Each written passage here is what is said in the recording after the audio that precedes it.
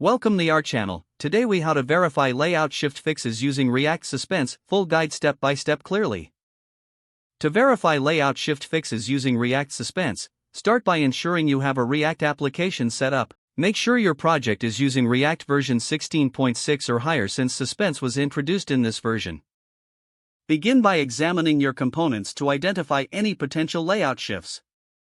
Layout shifts typically occur when content is dynamically loaded or when its dimensions change unexpectedly. Next, install the necessary dependencies for your project, if you haven't already.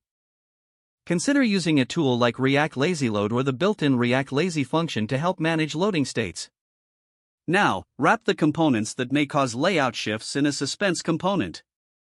Set up a fallback UI, like a loading spinner or skeleton screen, to display while the content is being fetched.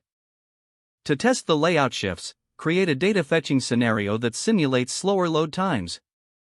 Monitor your application performance using the browser's developer tools, focusing on the layout shift metric in the Performance tab.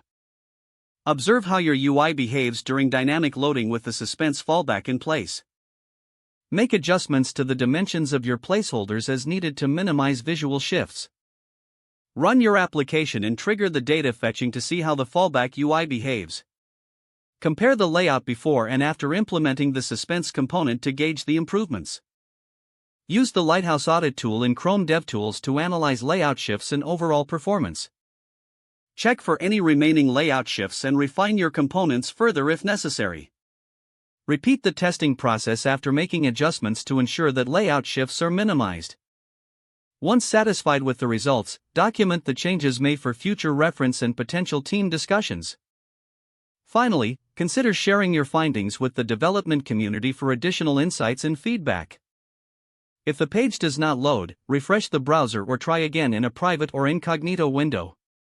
Make sure you are using the correct email address, then retype it carefully to avoid small typos.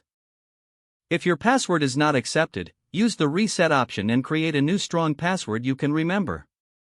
Check your spam folder for verification or security emails, then complete any requested confirmation steps. Enable two-factor authentication if available to improve account security and reduce unauthorized access risk. After signing in, review your profile details so your contact information and settings are accurate and current. If you see an error message, note it down and try again after restarting your device and internet connection. Log out when you finish, especially on shared devices, to keep your account and payment information secure. If the page does not load, refresh the browser or try again in a private or incognito window. Don't forget to like this video and subscribe to our channel for more step-by-step tech guides.